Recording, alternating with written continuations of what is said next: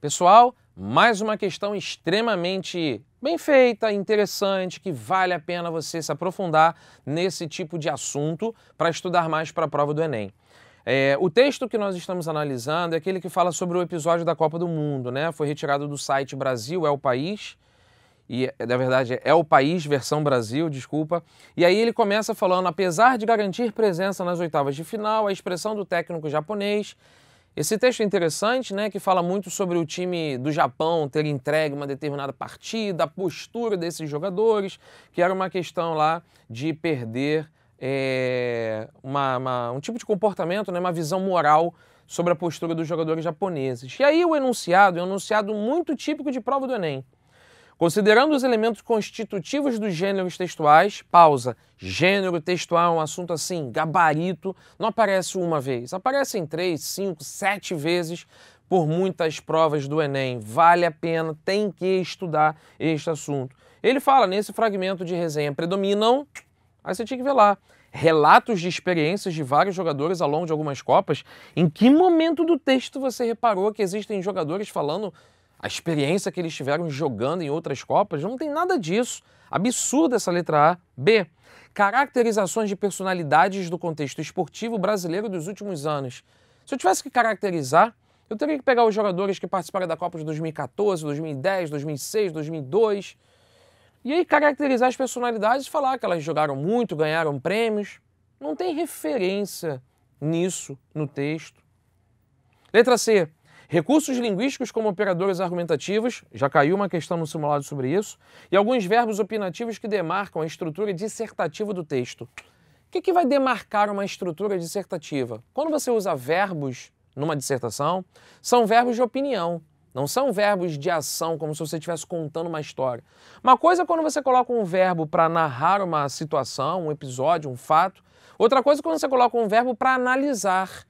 Verbos opinativos são verbos que analisam, e isso a gente tem no texto, eu te provo.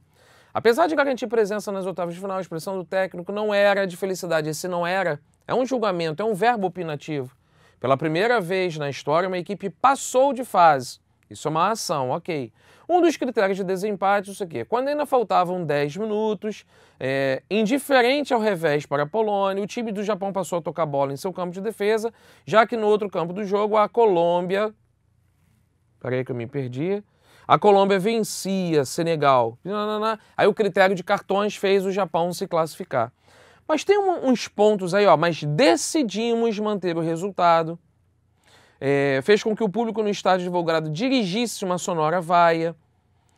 Tem uma outra parte que ele fala. Embora dentro das regras, jogadores e comissão técnica deram um jeitinho para passar de fase.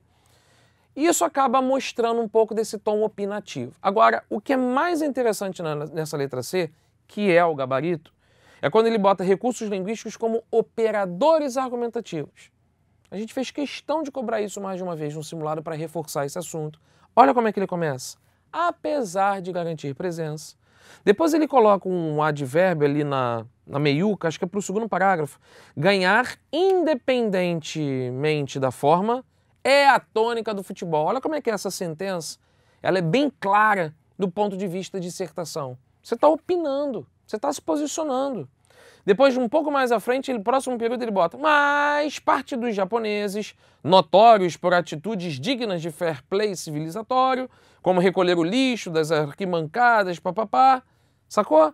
Esse mais, o apesar de, o independentemente, desculpa.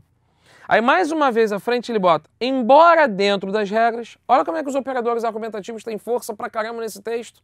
Apesar, mais, embora.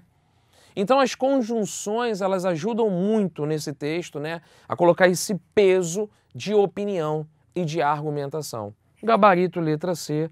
Letra D, que talvez trouxesse um pouquinho de dúvidas. Verbos de ação que definem a estrutura narrativa a respeito de um evento isolado, mais marcante. Tá, um evento isolado, a Copa, mas verbos de ação que definem a estrutura narrativa? Aí, meu amigo, a gente peca fortemente se marcar a letra D, porque a gente não está sabendo distinguir o que é um verbo de ação e o que é um verbo de opinião. Verbo de ação é quando você está contando uma história. Fulano correu, fulano acordou, fulano bebeu o copo d'água, fulano discutiu com o ciclano, fulano jogou uma pedra. São verbos de ação. Você tem verbos de ação no texto, sim, mas o que mais caracteriza dentro da dissertação são justamente os verbos de estado, os verbos de opinião. E aí isso só vai reforçar a resposta da letra C. Letra E, marcações de falas que endossam um caráter descritivo. Primeiro, marcação de fala vai caracterizar o ponto narrativo e não descritivo. E você não tem marcação de fala alguma nesse texto. Então é isso. Fechamos mais uma questão. Gabarito dessa questão é a letra C. Desejo para você bons estudos, sucesso e vamos juntos. Abraços!